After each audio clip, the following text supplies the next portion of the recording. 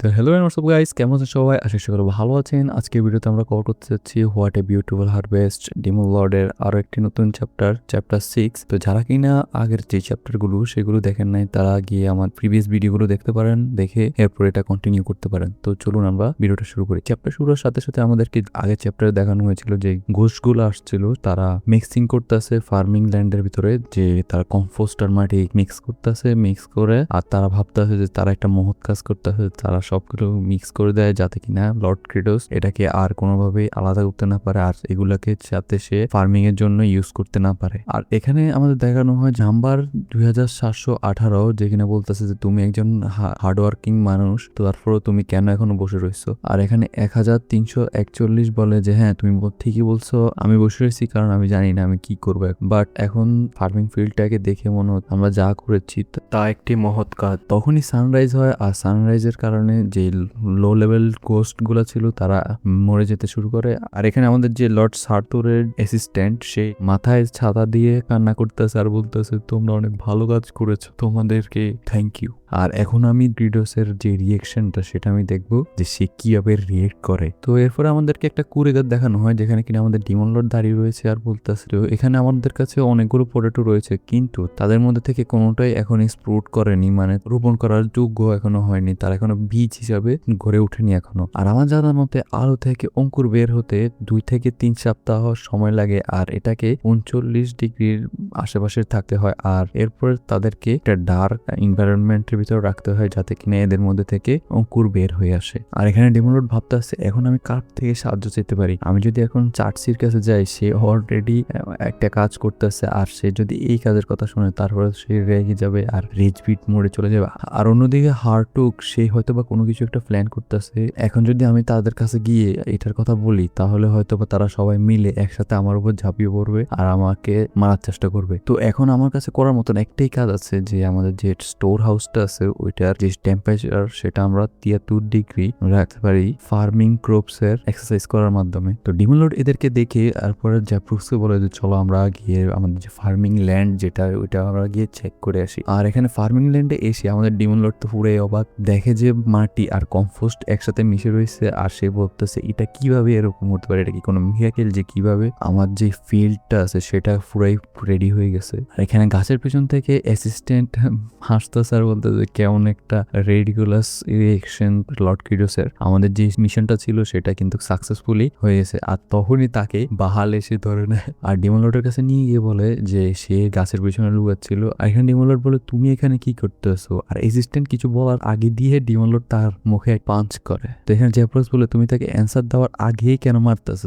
আর তখনই ডিমোলড বলতেছে তাকে দেখে মনে হচ্ছে না যে সে মারার আগে কোনো অ্যান্সার দেবে, তো আমি এই জন্য আগে দিয়ে তাকে মারতেছি যাতে কিনা সে এরপরে আমি যা জিজ্ঞেস করবো তার উত্তর ঠিক মতন দেয়। তো এখানে অ্যাসিস্ট্যান্ট ফেক মামির বলতেছে যে তুমি আমার মুখ থেকে কোনো কিছু বের করতে পারবো না, যদিও না তুমি আমাকে মেরে ফেলার চেষ্টা করো তারপর আমি তোমাকে কিছু করবো না। তো আর এটা বলা মাত্রই আমাদের ডিমোলড তার উপর লাগাতার কয়েকশো বারের মতন পাঁচ করা শুরু করে এবং কিছু হাওয়াতেও শুরু করে। তো এরপরে সে তার চ্যাট উইন্ডো ওপেন করে আর সে তার 50টা এইচপি পয়েন্ট ইউজ করে তার স্ট্যামিনা আপডেট করার জন্য। এখন তার স্ট্যামিনা 10% থেকে 20% চলে যায়। আর তো এরপরে সে আবারও লাগাতার পাঞ্চ করা শুরু করে দেয় আমাদের যে অ্যাসিস্ট্যান্টটা ছিল তার উপরে। আর সেই বলতেছে যে আমি বলে দেবো আমাকে আর মেরো না। আর সেই বলে লর্ড সার্থর আমাকে অর্ডার করেছিল যাতে কিনা আমি তোমাদের যে ফার্মিং ল্যান্ড পুরাই ধ্বংস করে দিই, যাতে কিনা তোমরা আর কোনো কিছু ফার্ম করতে না পারো, মানে চাষ না করতে পারো, এরপরে তোমরা খাবারের অভাবে মারা যাবে। এরপরে আমাদেরকে ডেমন লর্ডের ক্যাসেলের সিন দেখানো হয়, যেখানে কিনা ডেমন লর্ড তার থ্রোনের ভিতরে বসে রয়েছে আর সে ভাবতেছে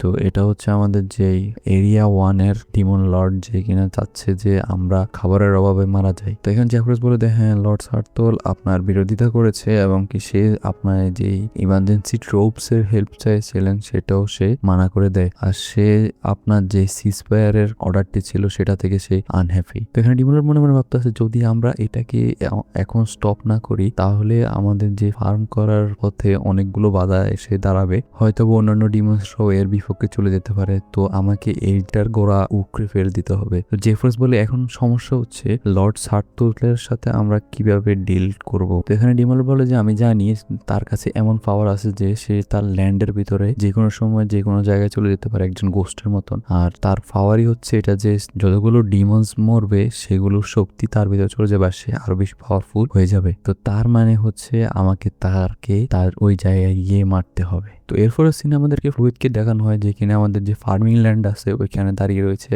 আর সে আজুরাতের দিকে তাকিয়ে রয়েছে। আর তখনই আজুরাত বলে যে তুমি আমার দিকে এমন ভাবে তাকিয়ে রয়েছে। তো তখনই আমাদের ফ্লুইড বলতেছে যে আমি শুনতে পেয়েছিলাম, তো আপনার কারণে আমরা বরফ্রুট খেতে পাচ্ছি, তো থ্যাংক ইউ। আর এটা শোনা মাত্রে আজুরাত রেজবিট মোডে চলে যায় আর চিৎকার করতে শুরু করে যে তোমার কিভাবে সাহস হয় যে আমার মতো একজন গ্রেট জেনারেলকে এমন ভাবে কথা বলার, আমি এখনই তোমাকে খেয়ে ফেলবো। আর এটা শোনা মাত্র ফ্লুইড চিৎকার করতে থাকে আর দড়িয়ে পালিয়ে। আজুরাত ভাবতে যখনই আমি এখান থেকে ছাড়া পারবো আমি গিয়ে সরাসরি লর্ড ক্রিটোসকে মেরে ফেলবো। এরপরে সে একটা আওয়াজ শুনতে পায় আর সে বনমার ভাবতে যে এটা তো লর্ড ক্রিটোসের আওয়াজ। আর তখনই সে পিছনের দিকে তাকিয়ে দেখে যে লর্ড ক্রিটোস হুররে হুররে গান করতে করতে নিয়ে আসতেছে আর টাইটেল লেখা আছে লাইটেনিং রক 2। লর্ড সার্তুলের যে অ্যাসিস্ট্যান্টটা ছিল তাকে তারা বেঁধে নিয়ে এসে লাইটেনিং রক তৈরি করেছে। আর আজুরাত এটা দেখে যে লাইটেনিং রক 2 তার মানে কি আমি এখন এটা থেকে ফ্রি হতে পারবো। ও মাই গড, আমার উপর আর অত্যাচার হবে না। আর তখনই সে দেখে যে তার পাশে এনে অ্যাসিস্ট্যান্টকে দাঁড় করিয়ে দেয় আর তাদের উপর ব্লাড স্ট্রাইক ইউজ করে দেয়। আর এখানে ব্লাড স্ট্রাইক ইউজ করার পরে আজুরাতের যে রিয়াকশন এটা দেখে মনে হচ্ছে যে সে এটা ফিল করতেছে, তাদের এটা খাওয়ার পরে তার অনেক ভালোই লাগতেছে। এরপরে তার উপর আরো ব্লাড স্ট্রাইক ইউজ করা হয়। আর অন্যদিকে দেখানো হয়েছে যে লর্ড সার্তুল তার যে স্পেয়ার আছে ওইটার ভিতরে সবকিছু দেখতেছে আর চিৎকার করে উঠে বলে যে আমার সার্ভেন্ট, আর কান্না করতে শুরু করে দেয়। আর এর মাধ্যমে আমাদের যে চ্যাপ্টারটা আছে ওইটা শেষ হয়ে যায়। তো আপনাদের সাথে দেখা হবে পরবর্তী ভিডিওতে। Thank you for watching.